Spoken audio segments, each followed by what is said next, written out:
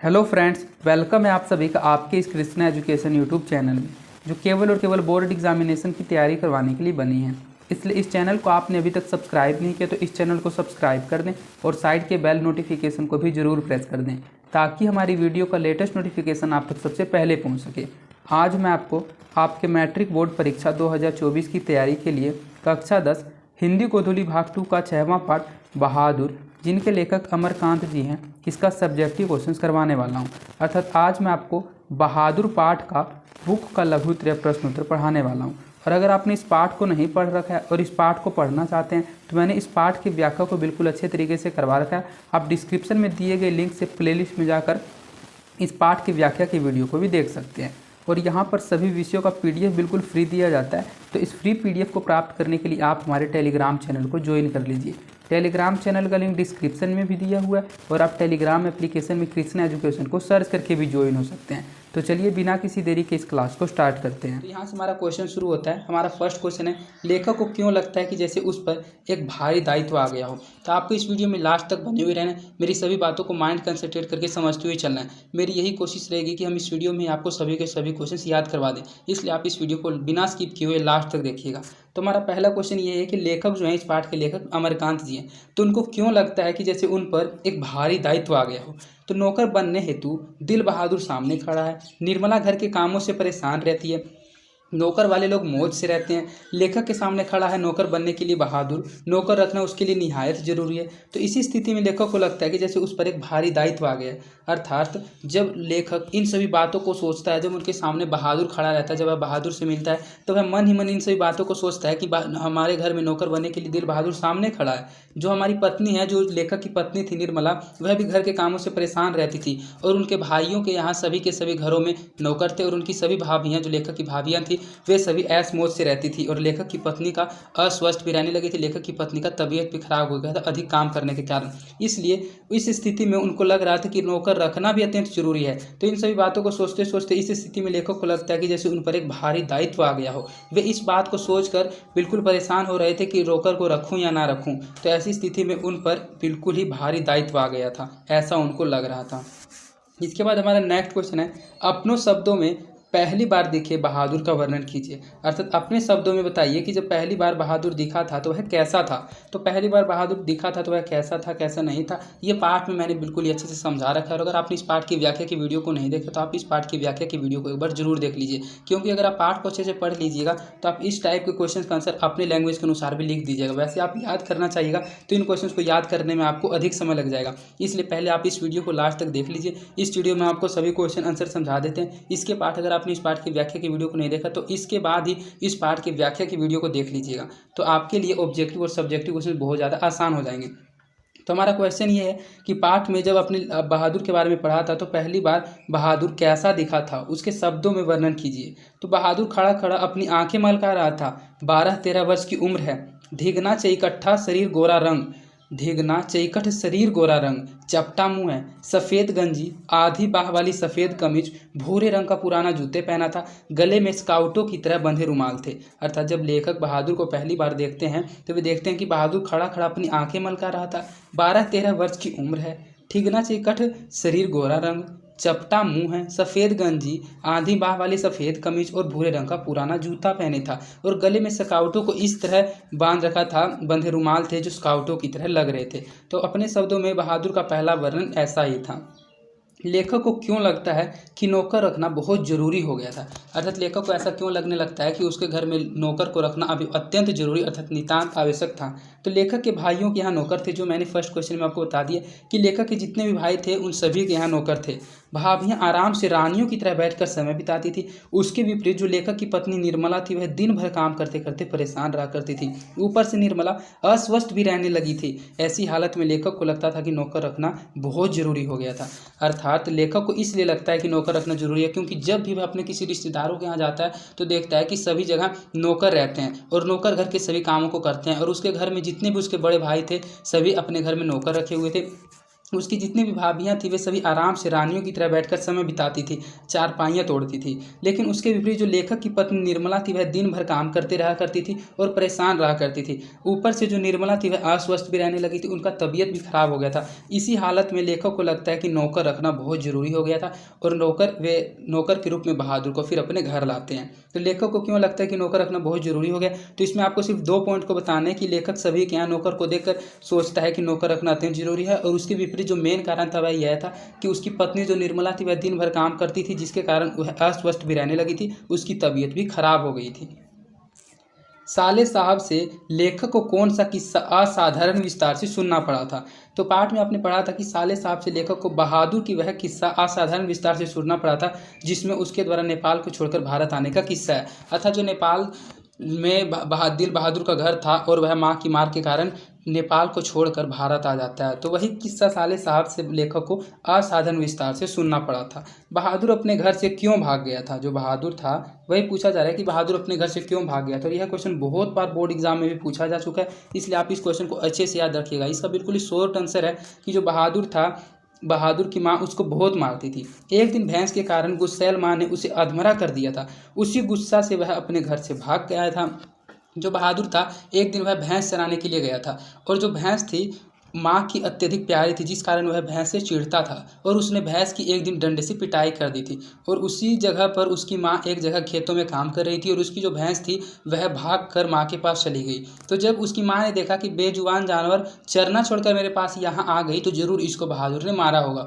और वह मारे गए अनुमान कि बहादुर ने इसको कितना मारा होगा, इस अनुमान को लगाकर जब बहादुर उसके पास आता है तो वह उसी डंडे से उसकी दुगनी पिटाई कर देती है और वहीं उसको छोड़कर घर चली जाती है, जिस कारण वह रात भर जंगल में रहता है। और सुबह जब वह उठता है तो उसको लगता है उसकी माँ के लिए उसका कलेजा फट जाता है और इसी कारण वह उसी गुस्सा से अपने घर से भाग जाता है और भागकर यही लेखक के यहाँ नौकर का काम करने लगता है। तो यह था फुल स्टोरी। आंसर में मैंने बिल्कुल ही 2 लाइन में बिल्कुल स्टिक आंसर बताया। आप स्टिक आंसर को एग्जाम में लिखिएगा, ज़्यादा लिखने की कोई ज़रूरत नहीं है। तो बस आंसर ये लिखना है कि बहादुर की माँ उसको बहुत मारती थी। एक दिन भैंस की गुस्सा के कारण गुस्सैल माँ ने उसे अधमरा कर दिया था। उसी गुस्सा पर वह अपने घर से भाग आया था। हमारा नेक्स्ट क्वेश्चन है, बहादुर के नाम से दिल शब्द क्यों उड़ा दिया गया, विचार करें। आपने पाठ में पढ़ा होगा तो जो बहादुर था उसका पूरा नाम दिल बहादुर था। तो इस पाठ में बार बार उसको बहादुर कहा जा रहा है, अर्थात उसके बहादुर कहा जाने के कारण उसके दिल शब्द को क्यों उड़ा दिया गया था, इस बात पर विचार करें। तो बहादुर के नाम से दिल शब्द को निर्मला ने उड़ा दिया। विचारणीय है क्यों। संभवतः निर्मला को बोलने में अथवा उसको बुलाने में कम समय की लागत होगी। दिल से जो बहादुर हो वह शरीर से बहादुर हो ऐसा संभव नहीं होता, लेकिन बहादुर की शारीरिक क्षमता बहादुर जैसा ही थी, मात्र वह दिल से ही बहादुर नहीं था, इसलिए दिल हटाकर बहादुर के नाम से पुकारा जाता था। अर्थात जब वह नौकर के यहाँ काम करने जाता है और नौकर की जो पत्नी, लेखक की जो पत्नी है वह निर्मला है, तो जो निर्मला है वह उसके दिल बहादुर शब्द से शब्द को उड़ा देती है और सिर्फ उसको बहादुर कहकर पुकारती है। अर्थात वह ऐसे इसलिए करती है कि उसको पुकारने में और बुलाने में कम समय की लागत हो, अर्थात उसको जल्दी पुकार ले कि बहादुर यहाँ आओ। दिल से जो बहादुर की हो वही शरीर से बहादुर हो ऐसा संभव नहीं होता, ऐसा वह सोचती है। लेकिन जो बहादुर वह शारीरिक क्षमता से भी बहादुर था, मात्र वह दिल से ही बहादुर नहीं था, वह अपने शरीर से बहादुर था। इसलिए वह दिन भर फिरकी की तरह उसके घर में काम करता रहता था और उसके आने से निर्मला की स्वास्थ्य में भी सुधार आ गया था। इसलिए दिल हटाकर बहादुर के नाम से उसे पुकारा जाता था। यही कारण था कि बहादुर के नाम से दिल शब्द उड़ा दिया गया था। व्याख्या करें। इसके बाद वाला आपका क्वेश्चन है व्याख्या करें। इस टाइप का क्वेश्चन मोस्ट इंपॉर्टेंट क्वेश्चन होता है, बोर्ड एग्जाम में हर बार 5 नंबर का पूछा जाता है। तो इस टाइप के क्वेश्चन को हम आपको एक बार सिंपली समझा देते हैं कि आपके एग्जाम में आएगा एक प्रकार का लाइन, और इस लाइन को पढ़कर आपको सबसे पहले ये पता लगाना होगा कि ये किस किताब का है। आपके हिंदी बुक में, आपके हिंदी सिलेबस में 2 किताब है, एक है हिंदी वर्णिका और दूसरा हिंदी गोधुली। ये हम आपको हिंदी गोधुली पढ़ा रहे हैं, इसके बाद हिंदी वर्णिका भी शुरू किया जाएगा। तो सबसे पहले आपको ये पता लगाना है कि यह किस बुक की लाइन है, हिंदी वर्णिका की या फिर हिंदी गोधुली की है। उसके बाद आपको ये पता लगाना है कि ये लाइन हिंदी गोधुली में किस पाठ की लाइन है और उस पाठ के लेखक कौन है, और इस पंक्ति के द्वारा लेखक उस पाठ में हमको क्या बताना चाहते थे। इसी को कहते हैं व्याख्या करना। तो ये लाइन है, उसकी हंसी बड़ी कोमल और मीठी थी जैसे फूल की पंखुड़ियाँ बिखर गई हो। तो इस जब आप पाठ को पढ़े रहिएगा, सभी पाठ को जब आप अच्छे से पढ़े हुए रहेगा तो आप लाइन को पढ़ते ही पता लगा लीजिएगा कि यह किस बुक के, किस पाठ के, किस लेखक के द्वारा लिखी हुई पंक्ति है। तो सबसे पहले जब आपको पता चल जाएगा कि यह किस बुक की है, किस लेखक की है, किस पाठ की है, तो आपको यहाँ से लेकर यहाँ तक लिखना है, जो कि बहुत ज़्यादा इंपॉर्टेंट होता है। इसी से 2 नंबर एग्जाम में आ जाता है। आपको लिखना है कि प्रस्तुत पंक्ति हमारे हिंदी की पाठ्य पुस्तक गोधूली भाग 2 के गद्य खंड के बहादुर शीर्षक कहानी से लिया गया। बहादुर शीर्षक कहानी से लिया गया, जिसके लेखक अमरकांत जी हैं। और इस पंक्ति में लेखक हम लोगों को समझाना चाहते हैं कि, इतना लिखने के बाद आपको पंक्ति का व्याख्या लिख के समझा देना है। लेखक दफ्तर से आता है तो लोग, घर के लोग अपना अपना अनुभव सुनाते देख बहादुर वो लेखक के सामने आकर सिर झुका लेता है और धीरे धीरे मुस्कुराने लगता है। कुछ मामूली घटना की रिपोर्ट देकर हंसने लगता है। उस समय उसकी हंसी लेखक को बड़ी कोमल और मीठी लगती है, जैसे लगती है जैसे मानो फूल की पंखुड़ियाँ बिखर गई हैं। यहाँ पर उसके मुख को फूल और उसके दांतों को पंखुड़ियाँ की उपमा देकर उपमलाकार का प्रयोग हुआ है। तो आप इस पाठ की व्याख्या को अच्छे से समझ गए होंगे, इस पंक्ति की व्याख्या को। तो व्याख्या कैसे एक्सप्लेन करना है आप अच्छे से समझ गए होंगे। बिल्कुल इसी तरह से आप एग्जाम में व्याख्या को बनाइएगा। सबसे पहले आपको लिखना है कि प्रस्तुत पंक्ति हमारी हिंदी की पाठ्य पुस्तक गोधूली भाग 2 के गद्य खंड के बहादुर शीर्षक कहानी से लिया गया है। आपको ये भी ध्यान रखना है कि जो बहादुर पाठ है यह किस प्रकार की विधा है, कहानी है, निबंध है, व्यक्ति चित्र है, साक्षात्कार है, क्या है। तो यह एक कहानी है, तो कहानी से लिया गया। और उसके बाद उसके लेखक का नाम लिखना है कि इस पाठ के लेखक अमरकांत जी हैं। वे इस पंक्ति के माध्यम से हम लोगों को बताना चाहते हैं कि लेखक जब दफ्तर से आता है तो घर के लोग अपना अपना अनुभव सुनाते देख बहादुर भी लेखक के सामने आकर सिर झुका लेता है और धीरे धीरे मुस्कुराने लगता है। कुछ मामूली घटना की रिपोर्ट देकर हंसने लगता है। तो उसी समय लेखक उसकी हंसी को देखकर बड़ी कोमल और मीठी जैसी लगती है, मानो जैसे फूल की पंखुड़ियाँ बिखर गई हो। यहाँ पर उनके मुख के फूल, बहादुर का जो मुख है, जो चेहरा, उसको फूल और उसके दांतों को पंखुड़ियाँ की उपमा देकर उपलाकार का प्रयोग हुआ है। इसके बाद हमारा दूसरा व्याख्या है, पर अब बहादुर से भूल गलतियां अधिक होने लगी थी। इस पंक्ति के व्याख्या में आपको सिर्फ ये समझाना है कि इस पंक्ति में क्या बताया जा रहा है। तो कोई भी पंक्ति हो, सबसे पहले तो जो हमने आपको बताया कि उतना आपको लिखना जरूरी है कि प्रस्तुत पंक्ति हमारे हिंदी की पाठ्य पुस्तक गोधूली भाग 2 के गद्य खंड के बहादुर कहानी से ली गई है, जिसके लेखक अमरकांत जी हैं। इस पंक्ति के माध्यम से इस प्रसंग में बहादुर को मारने वालों की संख्या जब 2 हो गई है, अर्थात पहले तो जब उसकी पिटाई सिर्फ और सिर्फ किशोर से हुआ करती थी, जो निर्मला का बड़ा बेटा था, लेकिन जब निर्मला भी उस पर हाथ चलाने लगती है, तो जब बहादुर को मारने वाले की संख्या 2 हो जाती है, तो किशोर के साथ साथ निर्मला के हाथ भी बहादुर पर पीटने लगता है। कभी कभी एक गलती पे, मतलब जब वह गलती कभी एक गलती करता था, लेकिन पहले उसको किशोर पीटता था और उसके बाद उसी गलती के लिए उसको निर्मला भी पीटती थी। तो कभी कभी एक गलती में दोनों मारते थे। उसका मन नहीं लग रहा था, जिसके कारण बहादुर से भूल गलतियाँ अधिक होने लगी थी। जब उसको बहुत अधिक पीटा जा रहा था, उसको बेसुलीकी से उसके साथ पेश किया जा रहा था, तो उससे भूल गलतियाँ भी अधिक होने लगी थी। जब किसी का मन शुद्ध हो तो भला कैसे किसी काम में मन लगेगा। जब मन नहीं लगेगा तो गलतियाँ तो होगी ही। इसी कारण इस पंक्ति के द्वारा लेखक हम लोगों को बताते हैं कि पर अब बहादुर से भूल गलतियां अधिक होने लगी थी। अगर वह कुछ चुरा कर ले गया होता तो संतोष हो जाता। अर्थात प्रस्तुत पंक्ति हमारे हिंदी की पाठ्य पुस्तक गोधूली भाग 2 के गद्य खंड के बहादुर शीर्षक कहानी से ली गई है, जिसके कहानीकार अमरकांत जी। इतना आपको हर व्याख्या में लिखना है। व्याख्या पंक्ति को पढ़कर आपको पहले ये पता लगा लेना है कि ये किस बुक का, किस पाठ का, किस लेखक का कहानी है, किस लेखक की पंक्ति है, और उसके बाद इसकी व्याख्या को बताना है। तो यह व्याख्या, अगर वह कुछ चुरा कर ले गया होता तो संतोष हो जाता। तो कहानी के संदर्भ में बहादुर जैसे कर्मठ ईमानदार नौकर बिना तनख्वाह लिए सब कुछ छोड़ भाग जाता है। तब किशोर बहादुर को खोजने के लिए पूरे शहर को छान डालता है, बहादुर कहीं नहीं मिलता। अंत में किशोर निर्मला से कहता है कि अम्मा, यदि बहादुर मिल जाता तो उससे माफ़ी मांग लेता, कभी नहीं मारता। सच, अब ऐसा नौकर कभी नहीं मिलेगा। कितना आराम दे गया। अगर वह कुछ चुरा कर ले गया होता तो संतोष हो जाता।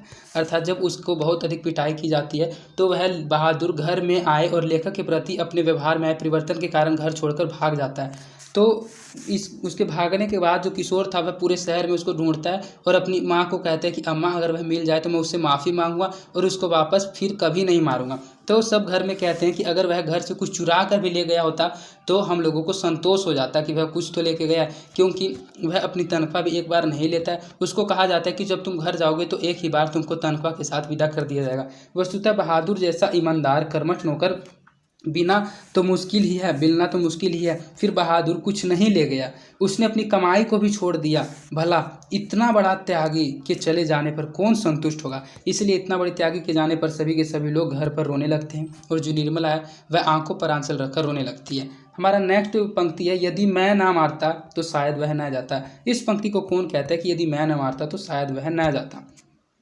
प्रस्तुत उक्ति अमरकांत जी की। अमरकांत द्वारा लिखित बहादुर शीर्षक कहानी में जब लेखक बहादुर को मार दिए थे तब बहादुर सब कुछ छोड़कर भाग जाता है। तो लेखक को अपनी लघुता का अनुभव होने लगता है कि यदि मैं न मारता तो वह शायद न जाता। वस्तुतः किशोर मारा, निर्मला मारे, लेकिन बहादुर नहीं भागा। लेखक के हाथ मार खाकर समझ आता है कि हमको समझने वाला अब कोई नहीं, तो भाग गया।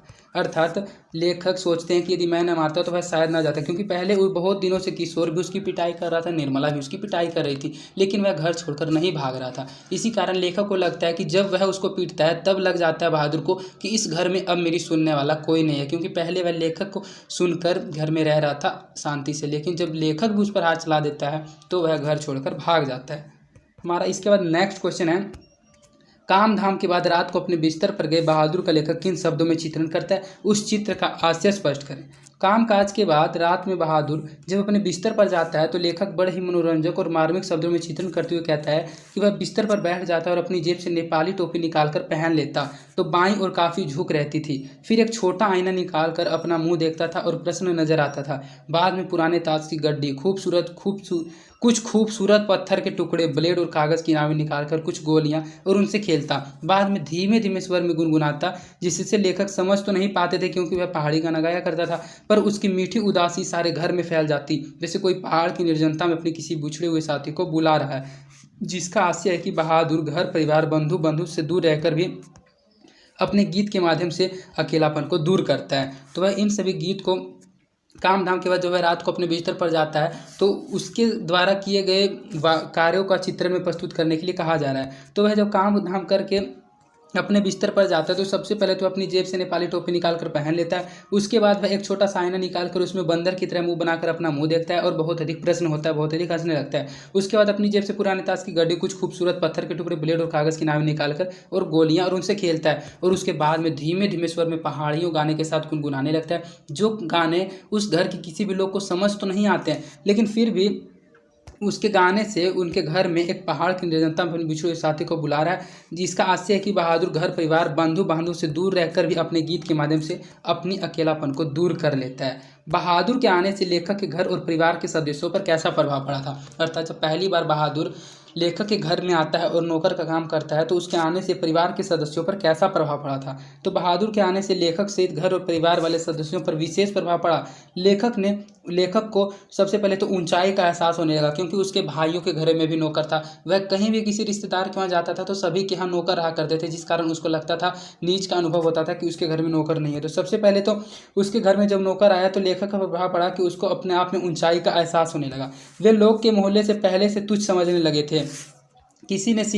वे लेखक किसी से भी सीधे मुंह बात नहीं करते थे, किसी को ठीक ढंग से देखते भी नहीं थे। कई बार पड़ोसियों के बीच कहते सुनाए थे पढ़ते थे कि किसके पास कलेजा है वही आजकल नौकर रखता है। अर्थात जब लेखक के पास नौकर आ जाता है तो वह अपने आप को ऊंचा समझने लगता है, वह अपने पड़ोसियों को तुच्छ समझने लगता है। वह बात बात में कहता है कि जिसके पास कलेजा है वही आजकल नौकर रख सकता है। निर्मला भी फूले नहीं समाती थी, अपनी बड़प्पन पड़ोसियों के बीच करती थी। परिवार के सभी सदस्य संपूर्ण काम बहादुर से करवाने लगे थे। किशोर का मन तो बढ़ा था ही, बहादुर के आ जाने से उसके काम पहले होने लगे थे इत्यादि। तो यही सभी प्रभाव पड़े थे लेखक के आने से, बहादुर के आने से। तो बहादुर के आने से कुछ प्रभाव और भी पड़े थे, जैसे कि निर्मला के स्वास्थ्य में सुधार आ गया था। आप उन सभी बातों को भी लिख सकते हैं। इस टाइप के क्वेश्चन को आप पाठ पढ़ी रहिएगा तो अपने लैंग्वेज के अनुसार भी कुछ भी लिख दीजिएगा, तो जो एग्जामिनर होगा वह 101% आपके क्वेश्चन को पढ़कर आंसर जरूर देगा। तो इसके बाद हमारा नेक्स्ट क्वेश्चन है, किन कारणों से बहादुर एक दिन लेखक का घर भी छोड़ देता है? किन कारणों से बहादुर एक दिन लेखक का भी घर छोड़ दिया? बहादुर ईमानदार कर्मठ नौकर था। जब तक बहादुरों को सदस्यों का प्यार मिलता रहा वह लेखक के घर काम करता रहा। जब लेखक का पुत्र किशोर उसे पीटना लगा तो वह हंस हंस कर झेलता रहा। जब घर की मालकिन निर्मला भी उस पर हाथ उठाई तो भी वह सह लिया, परंतु जब लेखक भी बिना गलती में उसकी पिटाई करते हैं तो उसका हृदय फट जाता है। वह समझ जाता है कि अब इस घर में कोई नहीं है जो मेरी सच्चाई को समझ सके।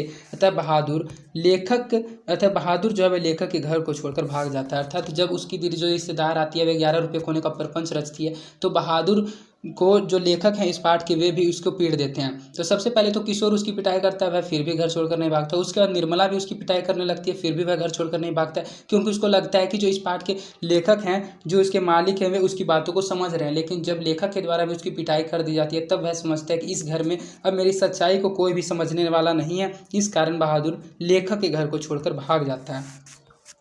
बहादुर पर ही चोरी का आरोप क्यों लगाया जाता है और उस पर इस आरोप का क्या असर पड़ता है? अच्छा, एक क्वेश्चन इसमें किया गया कि बहादुर पर ही चोरी का आरोप क्यों लगता है और इस पर आरोप का उस पर क्या असर पड़ता है। तो बहादुर पर ही चोरी का आरोप क्यों लगाया जाता है, इस प्रश्न का उत्तर तो साफ है कि बहादुर नौकर है। आजकल लोग नौकर चाकर पर विश्वास करते ही नहीं, फिर बहादुर पर कौन करेगा। यही बात सोचकर रिश्तेदार की पत्नी ने बहादुर पर गलत आरोप मढ़ दिया। पुनः इतना बड़ा आरोपी और कौन बन सकता था। रुपये चोरी के मनगढ़ंत आरोप से उसके ऊपर जो प्रभाव पड़ा उससे प्रभावित होकर वह उदास हो गया। उससे अधिक गलतियां होने लगी। मालिक मालकिनी के प्रति उसका मन क्षुब्ध हो उठा और वह घर से भाग निकला। इसी प्रपंच के कारण तो वह घर से भाग गया था। घर आए रिश्तेदारों ने कैसा प्रपंच रचा और उसका क्या परिणाम निकला। हमने जितना आपको समझा दिया कि अब इस क्वेश्चन का आंसर आप जरूर बता दीजिएगा कि जो घर आई रिश्तेदार थी उसने कैसा प्रपंच रचा था और उस प्रपंच का क्या परिणाम निकला था। तो लेखक के घर आए रिश्तेदारों ने 11 रुपये चोरी का प्रपंच रचा था, क्योंकि उनको वहाँ कुछ भी खर्च नहीं करना पड़े। इस बात को सोचकर वे बहादुर पर आरोप लगा देते हैं कि उसने मेरे 11 रुपये चुरा लिए हैं। इस प्रपंच के परिणाम स्वरूप लेखक भी अपनी सूझबूझ खो देती है और घर के लोगों में बहादुर को मारने पीटने की क्रिया में बढ़ोतरी आ जाती है। उसी प्रपंच के कारण लेखक के घर को छोड़कर भाग जाता है बहादुर। इसके बाद हमारा नेक्स्ट क्वेश्चन है, बहादुर के चले जाने पर सबको पछतावा क्यों होता है। अर्थात जब प्रपंच रचा जाता है तो उस प्रपंच के कारण सबसे पहले तो बहादुर की और अत्यधिक पिटाई होने लगती है, जिस कारण वह घर को छोड़कर भाग जाता है। तो यही है कि जब वह बहादुर घर छोड़कर चला जाता है तो सबको पछतावा क्यों होता है, उसके पछतावा होने का कारण क्या है। बहादुर के चले जाने पर सबको पछतावा हुआ क्योंकि बहादुर जैसे ईमानदार कर्मठ नौकर अब कहाँ मिल सकता है, तथा वह कुछ ले भी नहीं गया। उसने अपना तनख्वाह भी छोड़ गया। उस पर जो गलत आरोप थे वे सभी लोगों ने अपनी मर्यादा खोकर उसकी पिटाई करने लगे थे। इन सभी गलतियों के कारण उनके पछतावा होता है कि सबसे पहले तो वह हमारे यहाँ इतने वर्षों तक काम करता है और किसी भी प्रकार का कोई तनख्वाह लिए बिना ही घर छोड़कर भाग जाता है। वह अपना भी सभी सामान को घर में छोड़कर भाग जाता है और सबसे मुख्य बात कि वह उस पर गलत आरोप से उसकी पिटाई करता है और इन सभी गलतियों के कारण घर वालों को पछतावा होता है बहादुर के चले जाने पर। इसके बाद आपका नेक्स्ट क्वेश्चन है, बहादुर, किशोर, निर्मला और कथावाचक का चरित्र चित्रण करें। इस टाइप का क्वेश्चन भी बोर्ड एग्जाम में हर बार पूछा जाता है। मोस्ट इंपॉर्टेंट क्वेश्चन होता है इस टाइप का कि बहादुर कैसा था, उसका चरित्र कैसा था, किशोर कैसा था, उसका चरित्र कैसा था। अर्थात इस एक ही क्वेश्चन में 4 क्वेश्चन है, बहादुर, किशोर, निर्मला और कथावाचक का चरित्र चित्रण करें। तो 1 बाय 1 हम आपको सभी का चरित्र चित्रण बताते हैं कि वह कैसा था, पाठ में उसका क्या पात्र था। तो सबसे पहले आप समझिए बहादुर के बारे में। बहादुर अमरकांत का नौकर है। वह नेपाल भारत सीमांचल प्रदेश का उत्तर रहने वाला है। वह हंसोड़, ईमानदार एवं कर्मठ नौकर है। हंसोड़ का मतलब होता है हंसमुखिया। वह हर बातों पर हंसता रहता था। वह हंसोड़, ईमानदार एवं कर्मठ नौकर है। वह माँ के डर से भागकर भारत आया था। अमरकांत जी सपरिवार उसको मारते पीटते हैं, जिसे वह हंसते हुए सह लेता है, परंतु जब उसे गाली गलौज पसंद नहीं आती वह स्वाभिमानी है। माँ बाप के प्रति उसकी आस्था उत्तम है, क्योंकि जब बाप के नाम गोली लोग खाते हैं तो यह प्रतिकार करता हुआ दिखाई पड़ता है। मान सम्मान चाहने वाले बहादुर के प्रति जब लेखक के परिवार वाले का विश्वास उठने लगता है तो वह अपनी ईमानदारी का परिचय देने के लिए लेखक या लेखक के साले साहब का दिया हुआ गंजी, कमीज और जूता भी छोड़कर वह चला जाता है। अर्थात बहादुर के चरित्र चित्र में आपको सिर्फ इतना समझना है कि बहादुर अमरकांत का नौकर है। उसका घर नेपाल में है। वह नेपाल को घर से भाग कर आया था यहाँ लेखक के यहाँ और उसके यहाँ काम करने लगता है। लेकिन जब वहाँ भी उसको सभी लोग मारते पीटते हैं तो वह हंसते हुए सह लेता है, परंतु जब उसे सब गाली गलौज करने लगते हैं तो वह उसको बिल्कुल ही पसंद नहीं आता है, क्योंकि वह एक स्वाभिमानी नौकर है। माँ बाप के प्रति उसकी आस्था उत्तम है, क्योंकि जब बाप के नाम गाली लोग देते हैं तो वह प्रतिकार करता हुआ दिखाई पड़ता है। मान सम्मान चाहने वाले बहादुर के प्रति जब लेखक के परिवार वाले पर विश्वास उठने लगता है तो वह अपनी ईमानदारी का परिचय देने के लिए लेखक या लेखक के साले साहब का दिया हुआ गंजी, कमीज और जूता, अपना सब कुछ, तनख्वाह वगैरह सब कुछ छोड़कर घर छोड़कर भाग जाता है। इसके बाद चरित्र चित्रण आपको समझना किशोर कौन था। तो किशोर लेखक का पुत्र है। वह शांत शौकत में रहना पसंद करता है। बहादुर के प्रति रोब जमाना ऐसा लगता है कि वह रोबीला हो, परंतु वह सहृदय है, क्योंकि जब बहादुर भाग जाता है तो बहादुर को खोजने का प्रयास करता है। वह अपने अम्मा से कहता है कि यदि बहादुर मिल जाता तो उससे माफ़ी मांगकर उसे रोक लेता और उसको कभी नहीं मारता। ये था किशोर का चरित्र चित्रण की चरित्र चित्रण में आपको सिर्फ इतना ही लिखना होता है। किशोर के बारे में आप जो जो कहानी में पढ़े उन्हीं सभी बातों को लिख दीजिए। किशोर के बारे में आपने पढ़ा था कि किशोर लेखक का पुत्र था, तो वही इसमें लिखा हुआ किशोर लेखक का पुत्र है। वह शान शौकत से रहता था, वह सभी कामों बहादुर से करवाता था, बहादुर को मारता पीटता था। उन्हीं सभी बातों को आपको उसके चरित्र चित्र में लिखना है। और जब बहादुर भाग जाता है तो वह अपनी हृदयता के कारण पूरे शहर में छान मारता है बहादुर को और खोजता है, और लास्ट में बोलता है कि अम्मा अगर वह मिल जाए तो मैं उसको रोक लूँगा और उससे माफ़ी भी मांगूंगा और उसको कभी वापस नहीं मारूंगा। इसके बाद निर्मला के चरित्र चित्रण देखिए। जो निर्मला है वह लेखक की पत्नी है। वह अपने शान शौकत की बड़प्पन सुनना चाहती है। वह नौकर रखना गर्व मानती है, लेकिन अंधविश्वासी होने के कारण वह बहादुर जैसे ईमानदार एवं कर्मठ बहादुर पर विश्वास नहीं करती है। वह भाग्यवादी भी है, इसलिए कहानी के अंत में निर्मला अपने भाग्य को कमजोर मारकर भाग्य पर रोती है। यदा कदा वह अन्य स्त्रियों के बहकावे में भी आ जाती है, अर्थात वह अन्य स्त्रियों के बहकावे में आती है कि तुम इसको रोटी बना के खिलाती हो, इसके लिए रोटी मत बनाओ, तुम सभी के लिए खाना बना लो और उसके अपने रोटी खुद बनाने के लिए कहो। तो जब ऐसी बातचीत उसको अन्य पड़ोसियों के द्वारा समझाया जाता है तो इन्हीं से बहकावे में आकर वह बहादुर पर हाथ चलाने लगती है, जिस कारण उन सभी पिटाइयों को सहकर बहादुर घर छोड़कर भाग जाता था। ये था निर्मला का चरित्र चित्रण। इसके बाद अमरकांत। जो अमरकांत है वह इस पाठ का लेखक ही आप अच्छे से जानते हैं, बहादुर कहानी पाठ के लेखक अमरकांत जी हैं। तो जो अमरकांत है वह बहादुर कहानी का लेखक है। वे शान शौकत में रहना पसंद करते हैं, नौकर चाकर रखना गौरव की बात मानते हैं। अमरकांत जी को बड़प्पन सुनने में बड़ा आनंद आता है। निर्मला को अधिक परिश्रम करते देख नौकर रखते हैं। लेखक भी अंधविश्वासी है तथा वास्तविकता को समझ नहीं पाते हैं। लेखक को शीघ्र गुस्सा भी आ जाता है, लेकिन अपनी गलती समझ आने पर पश्चाताप भी करते देखे जाते हैं। अर्थात जब 11 रुपये खो जाने की बात पर वे अपनी वास्तविकता को नहीं समझ पाते हैं और आखिरकार बहादुर पर हाथ उठा देते हैं, जिस कारण उसको लगता है कि अब मेरी समझदारी को, हमारी सच्चाई को समझने वाला इस घर में कोई नहीं है, तो वह घर छोड़कर भाग जाता है। तो जब वह भाग जाता है तो अमरकांत जी को भी जब अपनी गलती समझ आती है तो उसे भी पश्चाताप करना पड़ता है। तो ये था अमरकांत जी का चरित्र चित्रण। चरित्र चित्र में आपको सिर्फ यही लिखना होता है कि जो बहादुर था, किशोर था, निर्मला था और कथावाचक अर्थात इस पाठ के जो कथावाचक अमरकांत जी हैं उन्होंने कहानी में किस रोल को निभाया, अर्थात कहानी में क्या क्या उनके साथ हुआ, क्या क्या उसने किया, उन्हीं सभी बातों को सिर्फ आपको लिख देना, यही होता है चरित्र चित्रण। तो चरित्र चित्रण को आप अच्छे से समझ गए होंगे। इससे रिलेटेड एग्जाम में एक क्वेश्चन 101% पूछा जाएगा। आप अच्छे से उस क्वेश्चन को एग्जाम में अच्छे से बना के आइएगा। इसके बाद हमारा नेक्स्ट क्वेश्चन है, निर्मला को बहादुर के चले जाने पर किस बात का अफसोस होता है। जो निर्मला इस कहानीकार की पत्नी है, जब बहादुर चला जाता है तो उसके चले जाने पर बहादुर जो निर्मला है वह किस बात का अफसोस करती है। तो बहादुर के चले जाने पर निर्मला को अफसोस होता है कि वह कुछ ले भी नहीं गया, ना कोई कपड़ा, ना जूता और ना तनख्वाह का एक पैसा, सब कुछ छोड़कर चला गया। इसी बात को सोचकर निर्मला को बहुत अधिक अफसोस होता है कि उस पर मैंने बिना गलती चोरी का इल्ज़ाम लगवाया और चोरी के इल्ज़ाम के कारण उसको सभी के द्वारा पीटा गया। लेकिन जब वह घर से भाग जाता है तो अपने सभी कपड़े जूते को भी घर में ही छोड़ देता है, अपने कपड़े जूतों को भी नहीं लेके जाता है। तो उनको लगता है कि ना ही वह कपड़ा ले गया, ना ही जूता ले गया और ना ही तनख्वाह का एक पैसा ले गया। तो इसी बात को सोचकर निर्मला को अफसोस होता है। कहानी छोटा मुंह बड़ी बात क्या कहती है। कहानी छोटा मुंह बड़ी बात कहती है। इस दृष्टि से बहादुर कहानी पर विचार करें। कोई भी कहानी, कविता छोटा मुंह बड़ी बात कह डालती है। बहादुर कहानी भी समाज की यथार्थता को पूर्ण रूप से उजागर करता है। मध्य वर्ग के लोग ऊंचे वर्ग के लोगों का अनुचर होते हैं, लेकिन वास्तविकता तो यह है कि मध्य वर्गीय परिवार वालों को उच्च वर्गीय लोगों पर राह चलने नहीं आता ही नहीं। मध्य वर्ग के लोगों में नौकरों के प्रति उदारता का अभाव होता है, जिसके कारण नौकर उनके यहाँ टिक नहीं पाते हैं। यह कहानी भी यही कहती है कि मनुष्य प्रेम मान चाहता है, वह स्नेह और सम्मान के सम्मुख पैसा को कोई महत्व नहीं देता है। यह कहानी भी बीती है, यह कहानी भी बोती है। एक पारिवारिक मोह में पढ़कर पढ़े लिखे बुद्धिमान लोग भी दिग्भ्रमित हो जाते हैं। यह कहानी भी बोलती है कि सत्य को नहीं छोड़ना चाहिए। झूठ का सहारा लेने से सत्यता कुठित हो जाती है। जो व्यक्ति यथार्थता को नज़रअंदाज करता है उसे ही पश्चाताप की आग में जलना पड़ता है। अर्थात इस कहानी के जरिए कहानी छोटा मुंह बड़ी बात कहती है। इस दृष्टि से जो आप बहादुर कहानी पढ़ें उस पर विचार करने के लिए कहा जा रहा है। तो उस पर विचार करते हुए सिर्फ आपको इतना ही समझना है कि हम लोगों को कभी भी झूठ का सहारा नहीं लेना चाहिए, क्योंकि जब झूठ का सहारा लेकर लेखक और उनकी पत्नी जब बहादुर की पिटाई करते हैं तो उनको बाद में यथार्थ नज़रअंदाज करता है, उसे ही पश्चाताप की आग में जलना पड़ता है। इसलिए हम लोगों को कभी भी झूठ का सहारा नहीं लेना चाहिए। कहानी के शीर्षक की सार्थकता स्पष्ट कीजिए। लेखक ने इसका शीर्षक नौकर क्यों नहीं रखा।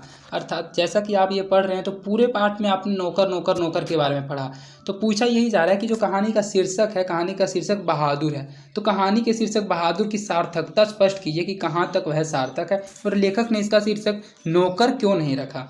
बहादुर शीर्षक सार्थक है क्योंकि नौकर बहादुर ही तो है। वह नौकर की तरह नहीं काम करता बल्कि उस परिवार में हर एक काम को अपने ढंग से करता है। यदि वह काम करने में बहादुर है तो ईमानदारी में भी बहादुर था, अतः बहादुर शीर्षक ही अधिक सार्थक है। तो इस कहानी का शीर्षक बहादुर इसलिए रखा जाता है, नौकर इसलिए नहीं रखा जाता है क्योंकि बहादुर भी तो इस कहानी का नौकर ही है और वह नौकर की तरह काम घर में नहीं करता है बल्कि उस परिवार की सदस्य की तरह हर एक काम को बिल्कुल ही अपने ढंग से करता है। यदि वह काम करने में बहादुर था तो जैसा कि आपने पाठ में देखा, बहुत अधिक उसको पीटने पर भी वह अपनी ईमानदारी को नहीं खोता है और वह ईमानदारी में भी बहादुर था। अतः बहादुर शीर्षक ही इस पाठ के लिए सार्थक है, नौकर शीर्षक बिल्कुल ही अनुचित है। लेखक ने इस कहानी का शीर्षक नौकर नहीं रखा क्योंकि बहादुर नौकर तो अवश्य था, लेकिन जब तक लेखक के घर रहा केवल स्नेह का इच्छुक रहा। उसे परिवार से प्रेम चाहिए था, वह मान इज्जत चाहता था, पैसा नहीं। तभी तो उसने इतने दिनों से तनख्वाह की मांग भी नहीं की थी। जब नौकर तनख्वाह के लिए नौकरी करता है, पैसा यदि उसे नहीं मिलता तो नौकर मालिक के यहाँ चोरी करता है। बहादुर उन सबसे विपरीत था, जबकि उसको तनख्वाह नहीं मिलता था फिर भी वह चोरी नहीं करता था। जबकि उसको यहाँ वहाँ 4-5 पे आने गिरे हुए मिल जाते थे तो वह उन पैसों को भी उठाकर निर्मला को दे देता था। पुनः जब बहादुर को नाम से ही पुकारा जाता था तो अन्य शीर्षक रखना कैसे उचित होगा, अर्थात बहादुर को इस कहानी में बार बार बहादुर नाम से ही पुकारा गया है तो इस कहानी का अन्य शीर्षक रखना भी उचित नहीं होता। अतः लेखक ने नौकर शीर्षक न देकर बहादुर शीर्षक दिया है क्योंकि बहादुर शीर्षक इस कहानी के लिए बिल्कुल ही सार्थक शीर्षक है। इसके बाद आपका इस वीडियो का लास्ट क्वेश्चन है, कहानी का सारांश प्रस्तुत करें। तो कहानी का सारांश भी बहुत अधिक, इससे भी बहुत अधिक बड़ा होगा और हमने बहुत बार बता रखा है कहानी का सारांश का मतलब होता है आपने कहानी में क्या पढ़ा उसको बिल्कुल शॉर्ट स्टोरी में संक्षिप्त रूप में लिख दीजिए। कहानी में आपने जो जो पढ़ा उन्हीं बातों को लिख दीजिए और अगर आपने कहानी को नहीं पढ़ा है तो आप इस वीडियो के बाद इस पाठ के व्याख्या के वीडियो को भी जरूर देख लीजिएगा, क्योंकि अगर आप पाठ को अच्छे से समझ आइएगा तो आप सभी ऑब्जेक्टिव और सब्जेक्टिव क्वेश्चन को बिल्कुल ही आसानी से समझ आइएगा। जितने भी आपने सब्जेक्टिव क्वेश्चन को पढ़ा, इसके बाद अगर आप पाठ को एक बार फिर से देख लेते हैं तो आप इन सभी सब्जेक्टिव क्वेश्चंस को कभी भी नहीं भूल पाइएगा। तो कहानी का सारांश में सिर्फ आपको यही लिखना है, कहानी में जो जो हुआ इन सभी बातों को अच्छे से दर्शा देना, यही कहानी का सारांश होता है। अगर आपको कहानी के सारांश को समझना है तो आप कमेंट कीजिएगा, इस कहानी के सारांश के लिए एक स्पेशल वीडियो भी मैं ला दूंगा, लेकिन आप कोशिश कीजिएगा कि कहानी का सारांश स्वयं लिख दीजिए। तो कहानी के सारांश कैसे लिखा जाता है इस पर मैं एक वीडियो जरूर लेकर आऊँगा। तो इस पाठ के जितने भी सब्जेक्टिव क्वेश्चंस थे सभी सब्जेक्टिव क्वेश्चंस को कंप्लीट करा दिया गया। इस वीडियो को आप अपने दोस्तों के बीच ज़्यादा से ज़्यादा शेयर कीजिएगा ताकि सभी बच्चों को सब्जेक्टिव क्वेश्चंस मिल जाए। और इस वीडियो में हमने बिल्कुल स्टिक आंसर बताए हैं जिस आंसर को पढ़ते ही आपको याद हो जाएंगे और इन आंसर को लिखने से एग्जामिनर आपके एग्जाम में पूरा नंबर देगा।